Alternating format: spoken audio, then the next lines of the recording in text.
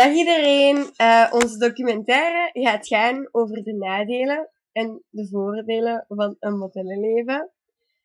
Natuurlijk gaan we jullie ook uitleggen hoe men model wordt en dat gaat mijn collega Fanny jullie uitleggen. Dus als je een model wilt worden, moet je aan allerlei voorwaarden voldoen. Je moet er natuurlijk mooi uitzien, fotogeniek zijn, redelijk lang, maar ook slank zijn. Er zijn allerlei soorten modellen, bijvoorbeeld voor in de reclame op de televisie. Daar hebben ze allerlei soorten mensen voor nodig. Dik, dun, slank, lang, klein, enzovoort.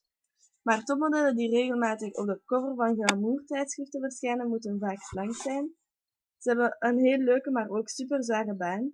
Zij moeten altijd zorgen dat ze er goed uitzien, dus ga maar vlug in je bedje. Ik ga jullie wat meer vertellen over Miranda Kerr. Miranda Kerr is getrouwd met Orlando Bloom in juni, na 3 jaar samen te zijn. Flynn is een baby die ze gekregen hebben in januari. Miranda Kerr vertelt in haar interview over haar leven en over hoe haar modellencarrière is begonnen. Maar ze vertelt ook over de problemen waarmee ze te kampen heeft gehad in haar jeugd, zoals het overlijden van haar vriendje op haar 15-jarige leeftijd. En ook over de brand van haar oma en opa in huis. Is he gone to sleep? Yeah, he's asleep now. He's a good sleeper, yeah. Oh, little man.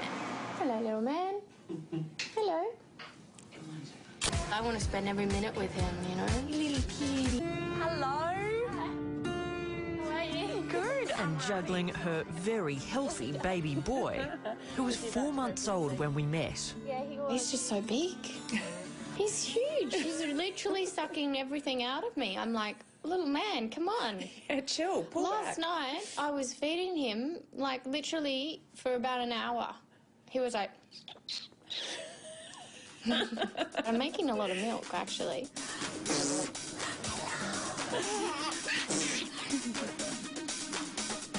Flynn weighed in at 10.5 pounds. All he has is my breast milk.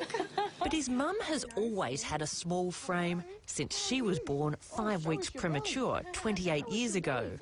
These days she turns down most job offers, choosing to work just a day or 2 a week, spending the rest of her time raising Flynn. On a day-to-day basis, when you just have him, When you I don't just have him, I don't five have any, nannies chasing you No, I don't around. have any help. When I'm working, obviously I have help, but when I'm not working, it's just he and I. Can you please text my mum and see how Flynn is? Do you miss Flynn when he's not here? Yeah, he just actually went home because Orlando's here, so he went home to play. Orlando's like, can Flynn come home and play with me? So I was like, of course.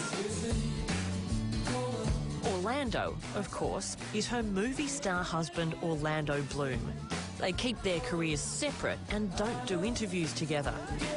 After 3 years of dating, they married last July, and in January they were joined by Flynn. What drew you to Orlando? I think it was his persistence with me. he was, maybe he wanted me because he felt like he couldn't have me or something, I don't know. Playing hard to get. Yeah. Were you reluctant to date a movie star? Yeah, that's what I was reluctant about, not about him. I was just reluctant about the idea of that. Is there any little niggly thing he does, like leave the toothpaste lid off or anything like that? No, I can't give away his secrets. That's part of being a good wife. Very good. Yeah. Miranda is one of modelling's most laid-back stars. Could have been bad. Would have been funny, actually. Yeah, It would have made for good TV.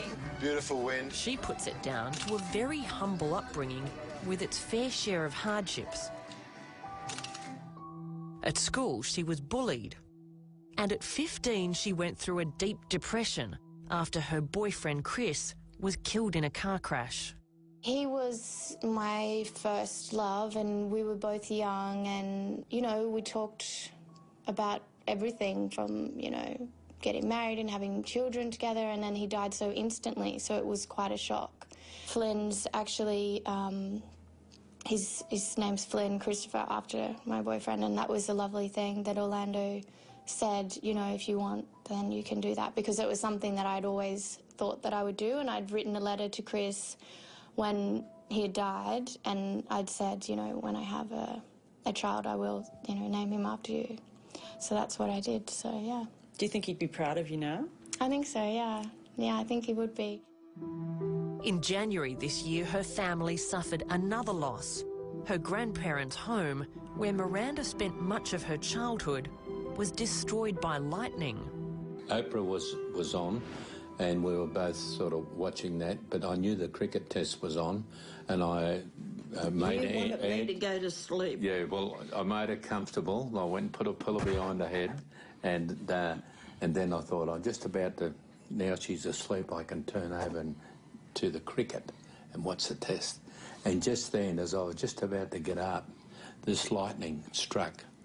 Boom. And Flame, smoke, everything. So I just went outside, and it's the most awful feeling to stand in the paddock, because we're out of town, in the paddock, and just watch our house burn down, and you couldn't do anything about it. When I spoke to her on the phone after that had happened to her, I was like, you know, how are you? I bet you must be a little bit upset about everything. She goes, yeah, you know, I am, love, but at least we have each other, and every morning, you know, Pa wakes up, because we call him Pa. He wakes up and he says, oh, at least we have each other, love, you know.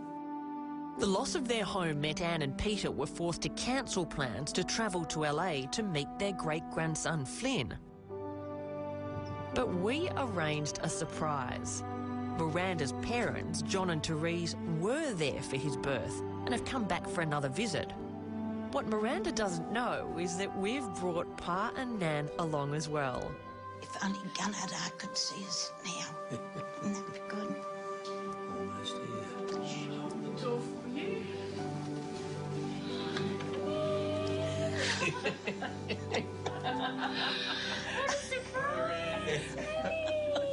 Oh, my darling.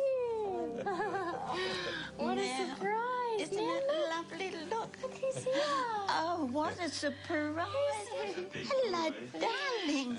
Oh, come to you and Nan. Oh, little. Oh, isn't he?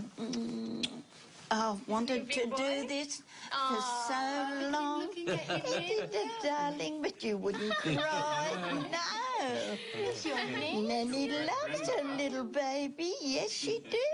Yes, she do. Nanny loves her little baby. She loves her little baby. Nanny loves her little baby. Yes, she do. You're beautiful, aren't you?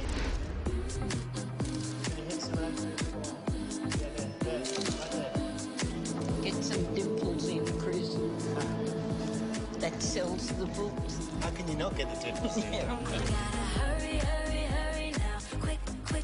What do you think of your granddaughter in all those outfits? Yeah, she was beautiful. Would you wear that outfit? Oh, no, dear. I've often said to Anne as a joke, you know, I'd love to get you in a black negligee, you know. To us, it might be a bit, oh dear, but you could put her in a potato bag and she'd look pretty good. Yeah. What would you say to the husbands out there who were saying, why don't you look like Miranda Kerr a couple of months after you've had your baby? I'd say appreciate what you've got, sweetheart, you know. Your wife is who she is, and that's what you fell in love with, and just support her, because the more you support her and tell her how amazing she is, the more she's going to shine. Oh, it's very ladylike, isn't it? Very demure. Very demure. Miranda knows modelling won't last forever, which is why she's gone into business with her mum. So this is going to be our new lip balm. Yes. They've created Cora, a range of organic skincare products. Now her dad and brother work for the company as well. I've got my family involved, which is the best thing I've ever done. Love it. To Miranda, nothing is more important than family. He's a beautiful boy. I'm really blessed to have wonderful parents and incredible grandparents. And as you can see, we just love each other and we have fun no matter where we are. He's a little flirt. Drink the Look at him water. flirting. Do you want a big family? I don't know. We might need some movie. I always thought I would have 3. And now I'm just trying to enjoy Flynn, and they say the first 3 years of the child's life are really important, so I want to make sure that he gets, you know, the attention and the love and the nurturing that he really needs. So we'll see what happens. Ik ga kort inleiden wat John Cortajarena vertelt in zijn interview. Hij vertelt over de catwalks en fotoshoots die hij moet doen, maar beide vindt hij zeer interessant, omdat ze allebei altijd op andere plaatsen zijn en ze moeten altijd verschillende dingen doen, dus hij kan er niet echt een onderscheid tussen maken welke hij het leukst vindt. Hij vertelt ook over de problemen of nadelen die het modellenleven heeft, zoals lange reizen, vaak van de ene kant van de wereld naar de andere kant moeten reizen en dat sommige mensen ook zeer hard kunnen zijn tegen jou, vooral in het begin van de modellencarrière. En hij vertelt ook over welke Fashion Week hij het leukst vindt. 11, 10, 9, ignition sequence start.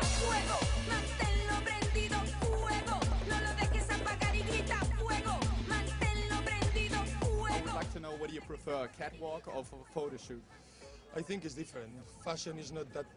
I mean, you don't have the chance to work in so many different places, in so many different ways. So I think both are interesting. You go into all the fashion weeks in the world, I guess. So what is your favorite fashion week? Coming here to Madrid or New York? I love Milan for the fashion week, and I never been to New York for the fashion week because it's always at the same time as Spain. And I think I will take Milan. What is the best?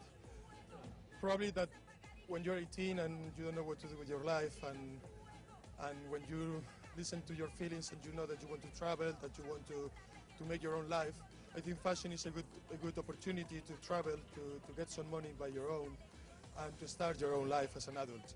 The worst thing? Many things. I think traveling alone all the time, from one side to the other.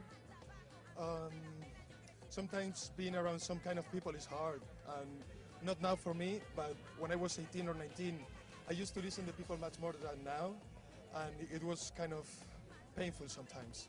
So we saw you in A Single Man. So it was really impressive for me to see you standing at the car, really sexy, I must admit.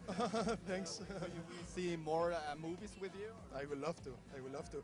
For the moment, my business is doing fashion and being here, and I have fight a lot to be in this moment of my career. But I would love to continue doing movies. I don't want to do the first thing that comes to me. I want to decide exactly what I want to do. And have you got any beauty tips for the boys? What I should do to look like you?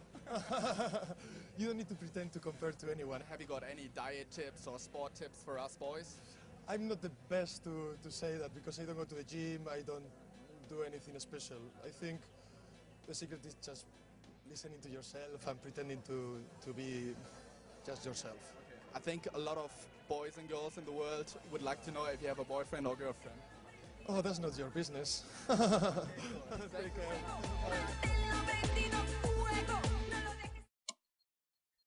Nu gaan we ook de voordelen en de nadelen van het modellenleven uitleggen. Wanneer je model bent, hoor je tot een hogere stand van de samenleving.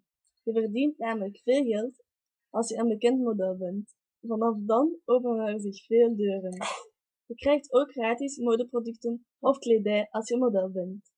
Maar er zijn ook enkele nadelen. Ja, en die ga ik jullie uitleggen. Een modellenleven veroorzaakt vaak anorexia. Verwacht namelijk van de modellen dat ze een klein maatje hebben, zoals maat 32, 34 en maximum maat 36.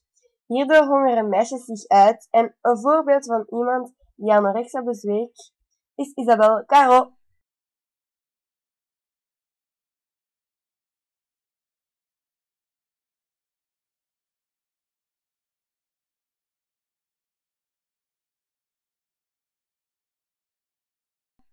Dag!